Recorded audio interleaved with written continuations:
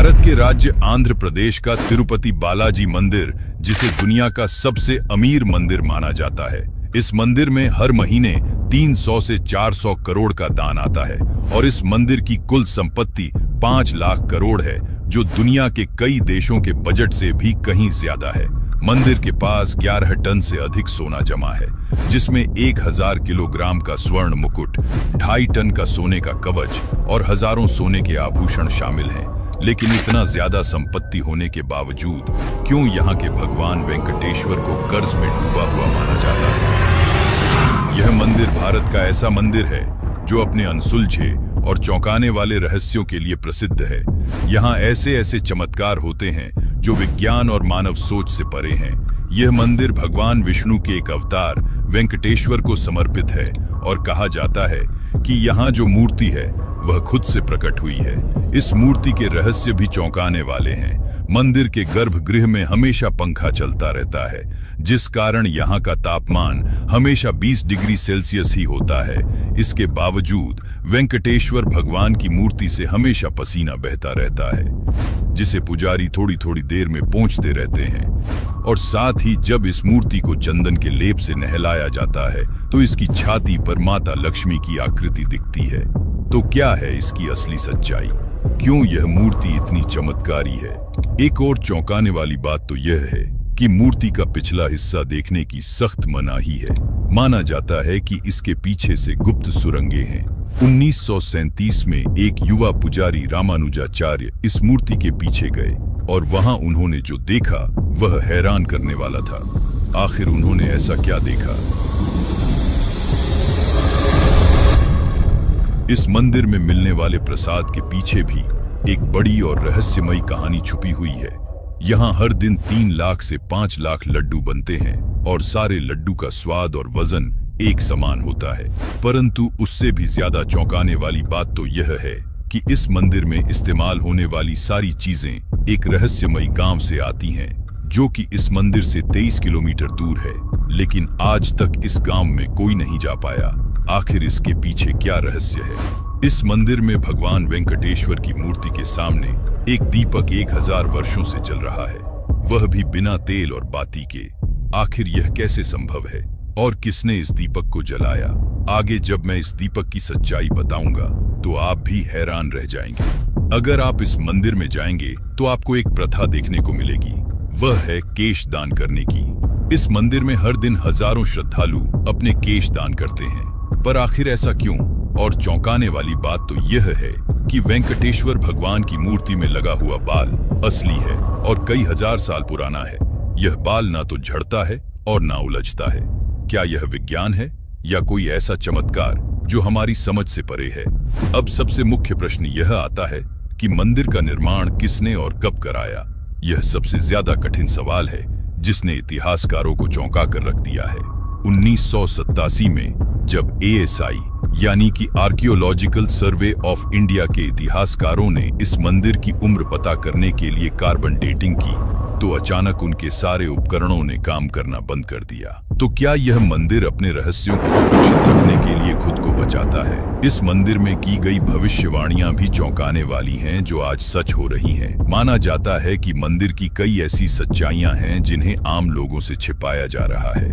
2020 में नासा के प्रोजेक्ट गरुड़ के तहत तिरुपति पहाड़ियों का अध्ययन किया गया और इस विश्लेषण में उन्होंने जो पाया उसने नासा के वैज्ञानिकों को भी हैरान कर दिया। लेकिन इस रिपोर्ट को प्रकाशित करने से पहले ही बंद कर दिया गया। आखिर ऐसा क्या था उस रिपोर्ट में साल 2055 को लेकर, जिसने सबको चौंका दिया? इस मंदिर के पास 11 टन से अधिक सोना है और वेंकटेश्वर भगवान की मूर्ति को पहनाया गया मुकुट ही 1000 किलोग्राम का है। लेकिन रहस्यमयी है इस मुकुट में लगी कृष्ण मणि, जो कि कोहिनूर से भी कहीं ज्यादा महंगी है। आखिर क्या है इस मणि की सच्चाई?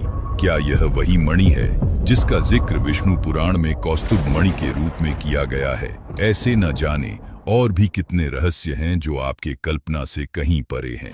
लेकिन आज की इस डॉक्यूमेंट्री में हम आपको उन सारे रहस्यों की सच्चाई बताने वाले हैं, जो कि आपको न ही किसी किताब में मिलेगी और न ही इंटरनेट पर।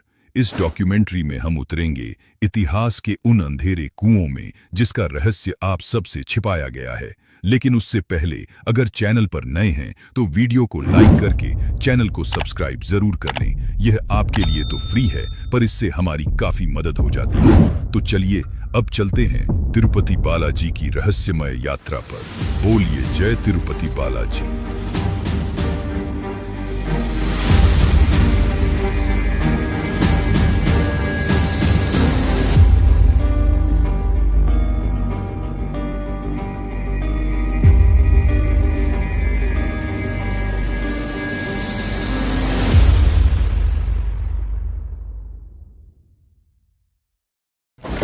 कहा जाता है कि इस मंदिर का निर्माण विजयनगर साम्राज्य के महान शासक कृष्णदेव राय ने करवाया था, पर यह सच नहीं है।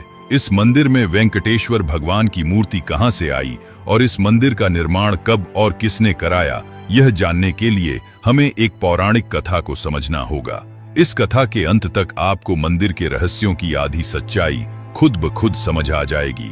तो इस कथा को अंत तक जरूर देखें, क्योंकि यह आपको एक रहस्यमयी दुनिया की ओर ले जाने वाली है।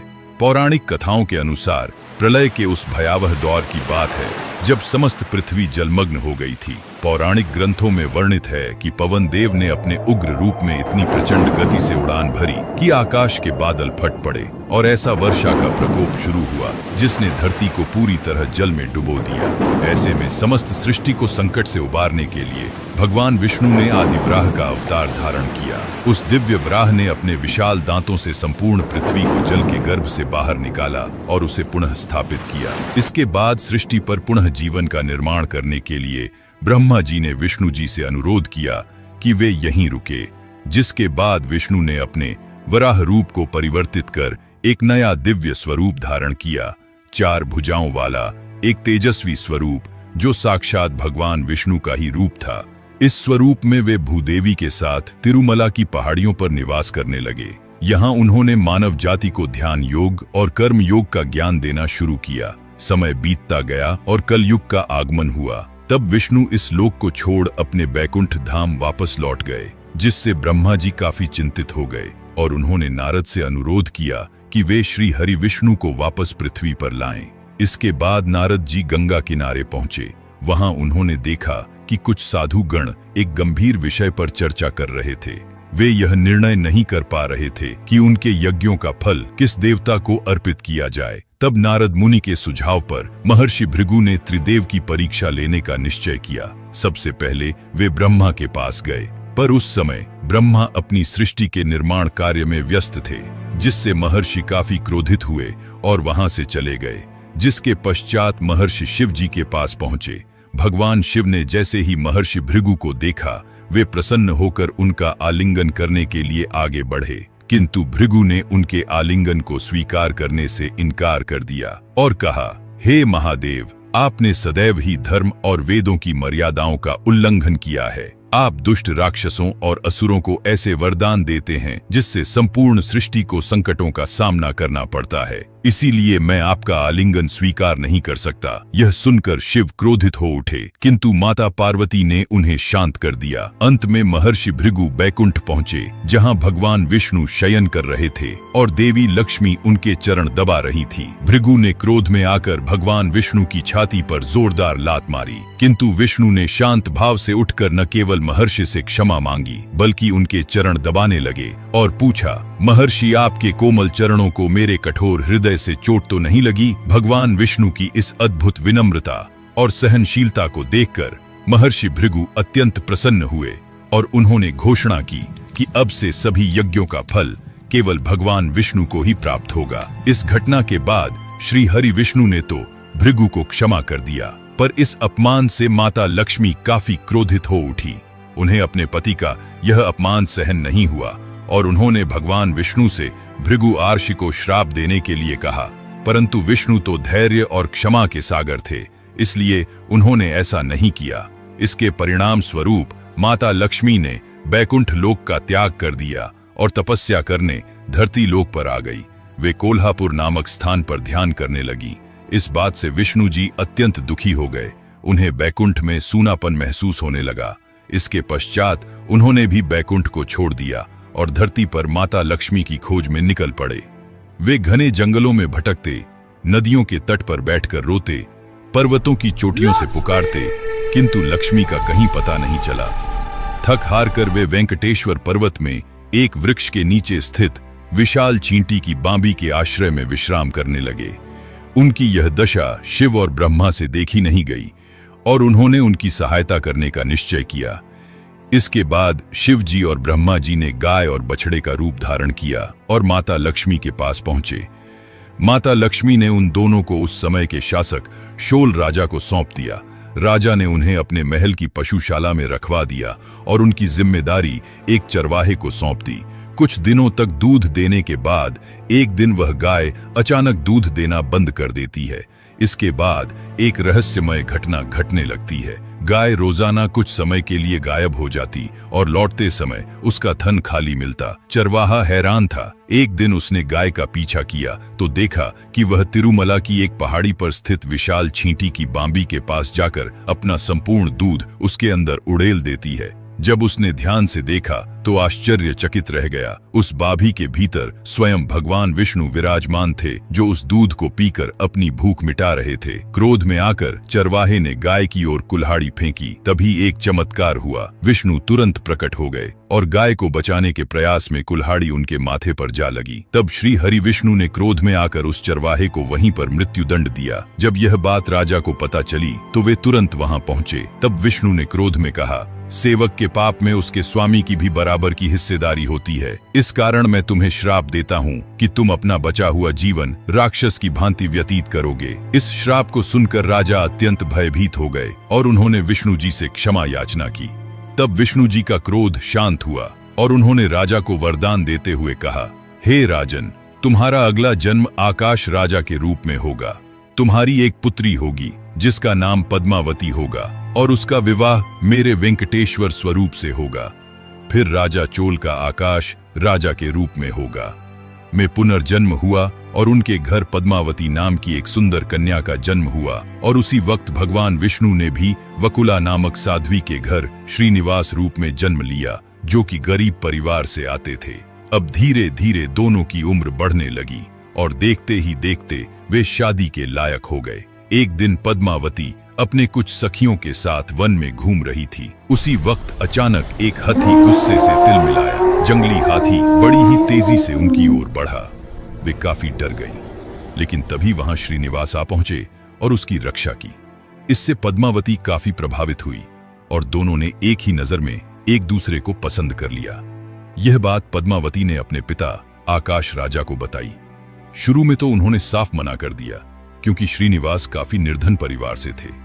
पर रात में राजा आकाश के सपने में भगवान विष्णु आए और उन्हें अपने वरदान के बारे में बताया, जिसके पश्चात राजा आकाश श्रीनिवास और पद्मावती के विवाह के लिए मान गए। लेकिन जब दोनों का विवाह हुआ तब एक शर्त रखी गई कि वर पक्ष को वधू पक्ष को कुछ धनराशि देनी होगी। परंतु श्रीनिवास तो काफी गरीब परिवार से थे, जिस कारण उन्होंने धन के स्वामी कुबेर से कुछ धन उधार लिया और उन्होंने कुबेर से यह वादा किया कि वह यह धन कलयुग के अंत तक चुका देंगे। और इसी कारण आज भी श्री वेंकटेश्वर को कर्ज में डूबा हुआ माना जाता है और यहाँ आने वाले श्रद्धालु अपनी कमाई का कुछ हिस्सा भगवान को दान करते हैं, ताकि वे उनका कर्ज जल्द से जल्द चुका सकें। आगे इस कथा के अनुसार जब श्रीनिवास और पद्मावती का विवाह हो जाता है, तब इस बात का पता मां लक्ष्मी को चलता है। वह इस बात पर विश्वास नहीं कर पा रही थी कि उनके स्वामी ने किसी और कन्या के साथ विवाह कर लिया है, जिसके पश्चात पद्मावती और माता लक्ष्मी में विवाद हो गया। यह विवाद काफी ज्यादा बढ़ गया, जिसके बाद श्रीनिवास ने अपने आप को मूर्ति में बदल लिया और यही मूर्ति आज तिरुपति बालाजी में श्री वेंकटेश्वर के रूप में पूजी जाती है। माना जाता है कि अपने पति को मूर्ति में परिवर्तित होता देख माता लक्ष्मी और पद्मावती को अपनी गलती का एहसास हुआ और वे दोनों भी श्रीनिवास की मूर्ति में समा गई, जिस कारण आज भी जब भगवान वेंकटेश्वर की मूर्ति को स्नान कराया जाता है तब उनके सीने में माता लक्ष्मी और पद्मावती की छवि दिखती है। और इसी कारण भगवान के स्नान के बाद पुजारी उन्हें नीचे धोती पहनाते हैं और ऊपर के शरीर को साड़ी से सजाया जाता है। यह भगवान विष्णु और माता लक्ष्मी के चमत्कारों का जीवित प्रमाण है। लेकिन मित्रों, क्या आपको पता है कि इस मंदिर का निर्माण किसने और कब करवाया? यह मंदिर का निर्माण एक चर्चा का विषय है। IIT मद्रास ने 2018 में शोध किया, जिसमें पाया गया कि मंदिर की दीवारों में इस्तेमाल हुए पत्थरों के बीच का फासला हमेशा 0.2 इंच रखा गया है। एक ऐसी परिशुद्धता जो आधुनिक लेजर तकनीक के बिना असंभव मानी जाती है, पर आज से हजारों साल पहले इसे संभव किया गया। आखिर इस मंदिर का इतना भव्य और आधुनिक निर्माण किसने कराया? तो चलिए जानते हैं इस मंदिर के निर्माण का असली सच। लेकिन उससे पहले, अगर आपको डॉक्यूमेंट्री अच्छी लग रही है तो इसे लाइक करके चैनल को सब्सक्राइब जरूर कर लें। दोस्तों, आपने यह तो जान लिया कि यह मूर्ति यहाँ कैसे आई। अब हम आपको बताते हैं इस मंदिर के निर्माण की कहानी। तिरुपति के भव्य मंदिर का निर्माण इतिहास कई शताब्दियों के विकास की कहानी कहता है। 9वीं शताब्दी से प्राप्त शिलालेखों के अनुसार इस मंदिर का प्रारंभिक स्वरूप पल्लव राजवंश ने लगभग 825 ईस्वी के आसपास अस्तित्व में आया। हालांकि वर्तमान भव्य संरचना का श्रेय मुख्य रूप से विजयनगर साम्राज्य को जाता है। इस मंदिर का इतिहास 9वीं शताब्दी में पल्लव राजाओं के शासनकाल से शुरू होता है, जिन्होंने काले ग्रेनाइट पत्थर से मंदिर का प्रारंभिक गर्भगृह बनवाया। चोल राजवंश ने 11वीं शताब्दी में इसका विस्तार किया और 12 गांव मंदिर को दान में दिए। मंदिर को वास्तविक भव्यता मिली विजयनगर साम्राज्य के शासनकाल में। सम्राट कृष्णदेव राय ने 1509 से 129 के बीच स्वर्ण गोपुरम का निर्माण करवाया और 30 गांव मंदिर को अर्पित किए। मराठा शासक रघुनाथ राव पेशवा ने 1750 में चांदी का विशाल सिंहासन दान दिया। ब्रिटिश काल में मंदिर का प्रबंधन महंतों के पास रहा। 1933 में स्थापित TTD आज 300 से अधिक मंदिरों का संचालन करता है। मंदिर परिसर में 1200 से अधिक शिलालेख और ASI द्वारा खोजी गई 10वीं शताब्दी की गुप्त सुरंगें इसके ऐतिहासिक महत्व को प्रमाणित करती हैं। वर्तमान में यह विश्व के सबसे धनी मंदिरों में से एक है, जहां प्रतिवर्ष लाखों भक्त दर्शन के लिए आते हैं। यह सारी बातें यह बताती हैं कि इस मंदिर को किसी भगवान या किसी एक राजा ने नहीं बनवाया। इस मंदिर का निर्माण कई सालों में अनगिनत राजाओं द्वारा करवाया गया और इसके निर्माण में कई रहस्य छिपे हैं, जिसमें गुप्त सुरंगों का रहस्य सबसे खास है। माना जाता है कि यहाँ 7 गुप्त सुरंगें हैं, जिसमें से ब्रह्मास्त्र सुरंग, स्वर्ण बंदर मार्ग और काला पानी सुरंग मुख्य है। लेकिन इनको जानने से पहले हम मंदिर के खजाने के बारे में जानते हैं। इस मंदिर के पास 2 करोड़ 50 लाख करोड़ की संपत्ति है, जिसमें कई सारी चीजें शामिल हैं और साल भर मंदिर 2000 करोड़ से ज्यादा खर्च करता है। आखिर मंदिर इस पैसे को कहां खर्च करता है और हर साल इतना खर्च करने के बावजूद आखिर मंदिर का पैसा 10 गुना ज्यादा तेजी से कैसे बढ़ता जा रहा है और यह पैसा कहां रखा गया है? इसकी सुरक्षा कौन करता है? तो चलिए जानते हैं इन सभी सवालों के जवाब। मंदिर की मासिक आय लगभग 300 से 400 करोड़ है, जबकि इसकी सालाना कमाई 5000 करोड़ से ऊपर पहुंच जाती है। इस मंदिर के पास 11 टन से अधिक सोने का खजाना है, जिसमें 1000 किलोग्राम का मुकुट और 2.5 टन सोने का कवच है। साथ ही और भी कई सोने के आभूषण हैं।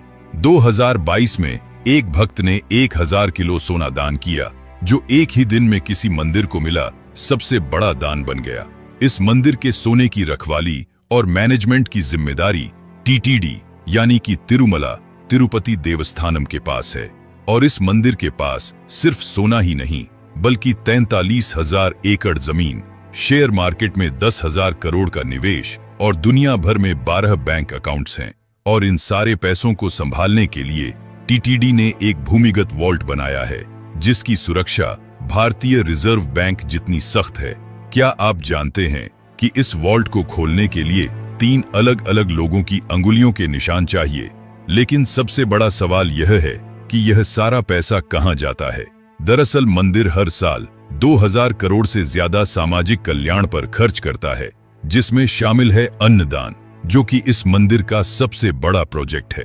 हर दिन 3 से 4 लाख भक्तों को मुफ्त भोजन दिया जाता है। बाकी मंदिर 20 से ज्यादा मेडिकल कॉलेज और हॉस्पिटल्स भी चलाता है, जहां गरीबों का मुफ्त इलाज किया जाता है। 300 से ज्यादा स्कूल और कॉलेज जहां 500 से ज्यादा बच्चों को फ्री शिक्षा प्रदान की जाती है। ऐसे और भी कई कल्याणकारी काम किए जाते हैं। अब सवाल यह है कि इतना खर्च करने के बाद भी मंदिर दिनों दिन इतना ज्यादा अमीर कैसे होता जा रहा है। इसके पीछे की सच्चाई यह है कि मंदिर सिर्फ पैसे खर्च नहीं करता बल्कि निवेश भी करता है। 12,000 करोड़ से ज्यादा मंदिर ने फिक्स डिपॉजिट में जमा कर रखा है, जहां से सालाना मंदिर को 800 करोड़ रुपए का मुनाफा होता है और साथ ही 10,000 करोड़ से ज्यादा रुपए शेयर मार्केट में रिलायंस, टाटा और SBI जैसी कंपनियों पर लगाए हैं, जहां से उनको काफी फायदा होता है। ऐसे और भी कई जगह पर निवेश कर रखा है जिससे मंदिर को काफी ज्यादा फायदा होता है और साथ ही हर साल श्रद्धालु भी लाखों रुपए दान करते हैं। यहाँ श्रद्धालु केवल धन नहीं बल्कि बाल का भी दान करते हैं, जो कि एक विचित्र मगर रहस्यमय परंपरा है। आखिर यहाँ लोग अपने बाल क्यों दान करते हैं? तो चलिए जानते हैं इसकी सच्चाई।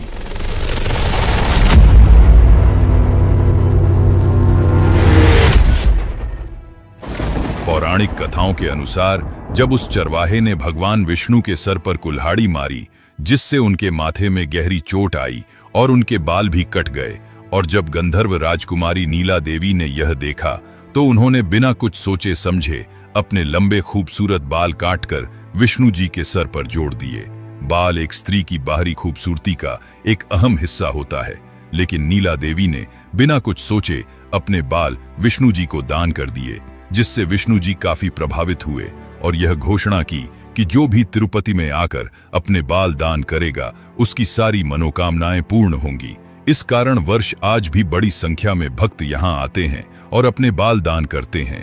माना जाता है कि यहाँ की वेंकटेश्वर भगवान की मूर्ति में जो बाल हैं वह नीला देवी के ही हैं, जो कि हजारों सालों से जिंदा हैं। यह ना तो झड़ते हैं और ना ही उलझते हैं। जब भक्त मंदिर में केशदान करते हैं तो यहाँ के कर्मचारी उन बालों को इकट्ठा करते हैं, फिर उन्हें धोकर और साफ करके हेयर विक्स और हेयर एक्सटेंशन बनाए जाते हैं और बाद में इन्हें बेच दिया जाता है। इन बालों को विदेशों में बेचकर मंदिर महीने के लगभग 20 लाख रुपए कमाता है, क्योंकि माना जाता है कि विदेशों में भारतीय बालों की काफी ज्यादा डिमांड है। अब हम जानने वाले हैं वो रहस्य जो विज्ञान और आपकी सोच से परे है, मूर्ति के पीछे का रहस्य। आखिर क्या है इसके पीछे और क्या है गुप्त सुरंगों का रहस्य? तो चलिए जानते हैं। और अगर यहां तक देख ही चुके हो तो कमेंट में बालाजी महाराज की जय जरूर लिखें। साल 1937 की वो भयावह रात जब एक युवा पुजारी रामानुजाचार्य ने जिज्ञासावश मूर्ति के पीछे झांकने की कोशिश की। अगले ही दिन उसकी आंखों की रोशनी चली गई और जुबान लकवाग्रस्त हो गई। आज भी मंदिर के रिकॉर्ड्स में यह घटना दिव्य शाप के रूप में दर्ज है। क्या यह सच में कोई अलौकिक घटना थी या फिर मूर्ति के पीछे छुपा है कोई ऐसा रहस्य जिसे मानव आंखें नहीं देख सकती? इसे लेकर वाल्मीकि रामायण में एक चौंकाने वाला तथ्य मिलता है, जिसके अनुसार मूर्ति का पिछला हिस्सा ब्रह्मांडीय ऊर्जा का केंद्र है। इसे वैकुंठ का द्वार कहा गया है, जहां से आध्यात्मिक और भौतिक संसार जुड़ते हैं। मंदिर के वरिष्ठ पुजारी श्रीनिवासाचार्य ने 2018 में एक इंटरव्यू में बताया, रात के समय जब मैं अकेले गर्भगृह में होता हूं तो मूर्ति के पीछे से किसी के सांस लेने की आवाज सुनाई देती है, जैसे कोई जीवित हो। इसके साथ ही 2005 में एक पुजारी ने दावा किया कि उसने मूर्ति के पीछे एक नीली रोशनी देखी और फिर 2011 में इंफ्रारेड कैमरा लगाने की कोशिश की गई, लेकिन वो अचानक फेल हो गया। 2019 में IIT मद्रास के वैज्ञानिकों ने एक चौंकाने वाला खुलासा किया, जिसके अनुसार मूर्ति का पिछला हिस्सा रेडियो एक्टिव गुण दिखाता है, जिस कारण जब मूर्ति पर लाइट पड़ती है तो वहां अजीब तरंगे गूंजती हैं। पर यह केवल एक थ्योरी है। इसकी असली सच्चाई विज्ञान आज भी नहीं समझ पाया, लेकिन धर्म ग्रंथों के अनुसार यहां दूसरे लोक में जाने के लिए कई गुप्त सुरंगें हैं। जनवरी 2022 रात के 2 बजे जब ASI की एक टीम ने मंदिर के नीचे गुप्त सुरंग का दरवाजा खोला तो उनके सामने जो हुआ वह आज भी राज का विषय है। जैसे ही उन्होंने अंदर कदम रखा, सभी टॉर्च एक साथ बंद हो गए और उनके रेडियो डिवाइस से एक अजीब सी सिसकी की आवाज आई। अगले ही पल टीम लीडर डॉक्टर रवि ने खुदाई रोकने का आदेश दे दिया। क्या उन्होंने वहां कोई अलौकिक शक्ति देखी थी या फिर कोई ऐसा प्राचीन रहस्य जिसे दबाना जरूरी था? धर्मशास्त्रों के अनुसार यहाँ 7 सुरंगें हैं, जिसमें से 3 मुख्य हैं। पहली ब्रह्मास्त्र सुरंग। माना जाता है कि इस सुरंग के अंत में एक ऐसा शक्तिशाली अस्त्र है जिसे इस्तेमाल करने वाला सबसे ज्यादा शक्तिशाली बन जाएगा। 1993 में ब्रिटिश इंजीनियरों ने इसे खोजने की कोशिश भी की थी, लेकिन उस खोज के दौरान 5 इंजीनियर रहस्यमयी रूप से गायब हो गए, जिसके बाद उन्होंने यह खोज रोक दी। दूसरी सुरंग है स्वर्ण बंदर मार्ग। माना जाता है कि विजयनगर साम्राज्य के राजा कृष्णदेव राय ने यहाँ 500 टन सोना छिपाया था, और जब 2018 में ग्राउंड पेनिट्रेटिंग रडार सर्वे किया गया तो यहाँ कई अकल्पनीय और अद्भुत धातुएं मिली। अब तीसरी सुरंग, जिसे काला पानी सुरंग कहा जाता है, इसके अंदर एक अज्ञात काले पानी जैसा तरल पदार्थ भरा हुआ है, जिसकी 2001 में सैंपल लिया गया, और जब लैब टेक्नीशियन ने इसकी जांच करने की कोशिश की तो उनकी आंखों की रोशनी चली गई। आखिर ऐसा कैसे हुआ? तिरुपति बालाजी की रहस्यमयी कहानियां यहीं समाप्त नहीं होती। असली चौंकाने वाला रहस्य तो भगवान की मूर्ति से निरंतर बहने वाला पसीना है। मंदिर परिसर में पंखे लगातार चलते रहते हैं, क्योंकि बालाजी की मूर्ति से निरंतर गर्मी निकलती रहती है। इसी कारण मूर्ति हमेशा पसीने से तर रहती है। पुजारी नियमित रूप से मूर्ति को कपड़े से पोंछते रहते हैं, परंतु कुछ ही देर में मूर्ति फिर से पसीने से भीग जाती है। इसके अलावा मूर्ति से समुद्र की लहरों जैसी गूंजती आवाजें सुनाई देती हैं, जिसे भक्त मूर्ति के जीवंत होने का प्रमाण मानते हैं। स्थानीय मान्यता के अनुसार बालाजी के चरणों से वैकुंठ की पवित्र नदी विजा प्रवाहित होती है। मंदिर परिसर में स्थित भावी कुआं भी इसी नदी से जुड़ा हुआ माना जाता है। यह सभी चमत्कारिक तथ्य भक्तों के विश्वास को और दृढ़ करते हैं कि यहाँ स्वयं भगवान विष्णु निवास करते हैं, जिस कारण तिरुपति को कलयुग का वैकुंठ कहा जाता है। इन सब के अलावा सबसे ज्यादा चौंकाने वाली बात तो यह है कि बालाजी की मूर्ति के सामने हजारों वर्षों से एक दीपक निरंतर जल रहा है, वह भी बिना किसी तेल और बाती के। आखिर इसके पीछे क्या सच्चाई है और क्या है उस अद्भुत गांव का रहस्य जहां से बालाजी मंदिर की सामग्री आती है, लेकिन आज तक उस गांव तक कोई नहीं पहुंच पाया। आखिर ऐसा क्यों? तो चलिए जानते हैं उस रहस्य को जो आपको होश उड़ा देगा।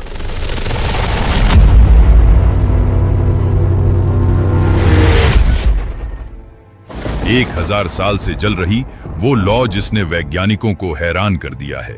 आज से 1000 वर्ष पूर्व जब राजा कृष्णदेव राय ने पहली बार इस दीपक को जलवाया था, तब से आज तक यह एक पल के लिए भी नहीं बुझा। यह कोई मिथक नहीं, बल्कि टीटीडी के ऐतिहासिक रिकॉर्ड्स में दर्ज सच्चाई है।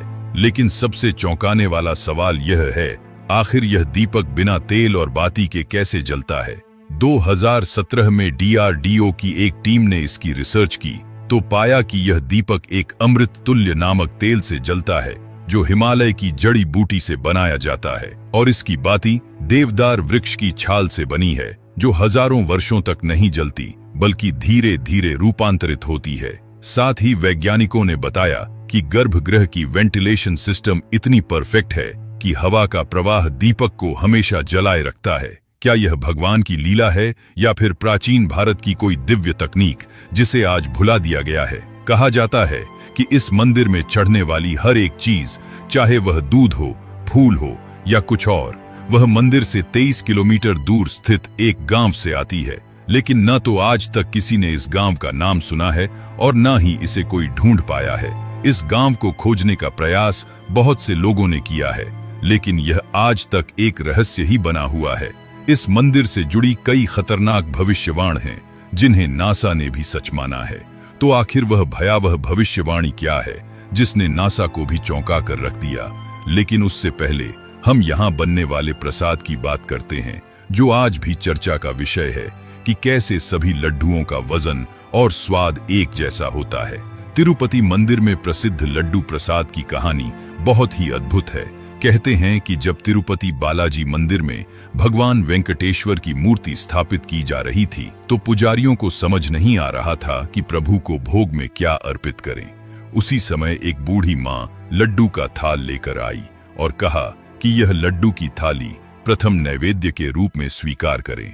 पुजारियों ने वह लड्डू प्रभु को अर्पित किए और फिर प्रसाद के रूप में ग्रहण किए। लड्डू का स्वाद इतना अद्भुत था कि पुजारी भी हैरान रह गए। तब उन्होंने उस बूढ़ी माँ से लड्डू बनाने का तरीका पूछा। बूढ़ी माँ ने लड्डू बनाने का तरीका बताया और कुछ ही पलों में वहां से अंतर्ध्य हो गई। इस घटना के बाद माना गया कि खुद देवी लक्ष्मी ने प्रसाद का संकेत देने के लिए सहायता की थी। तब से यह लड्डू तिरुपति बालाजी में बनाए जाने लगे। यह तो हो गई प्रसाद की बात। अब करते हैं उस भविष्यवाणी की बात जिसने नासा को भी चौंका दिया।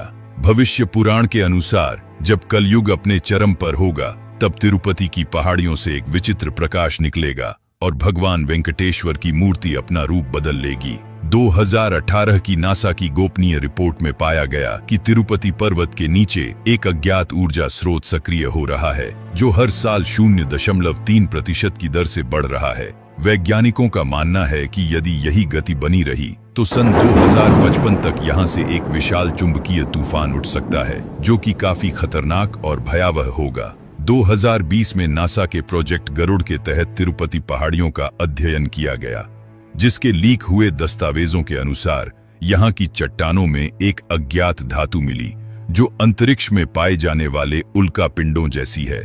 भूकंप मापी यंत्रों ने प्रतिदिन 3 बार एक अजीब सी ध्वनि दर्ज की जो ओम की ध्वनि से मिलती जुलती है। और सबसे चौंकाने वाली बात तो यह है कि पर्वत के नीचे एक विशाल गुफा है जिसमें कोई जीवित ऊर्जा स्रोत स्पंदित हो रहा है। क्या यह कलयुग के अंत की ओर इशारा कर रहा है? ऐसे और भी कई चौंकाने वाले रहस्य हैं जो विज्ञान के परे हैं, मगर भक्त इसे भगवान की लीला और उनकी उपस्थिति का प्रमाण मानते हैं। अगर आपको यह कथा पसंद आई हो तो वीडियो को लाइक करें और ऐसी ही और रहस्यमयी कथाएं सुनने के लिए हमारे चैनल को सब्सक्राइब करें। जय वेंकटेश्वर, जय बालाजी।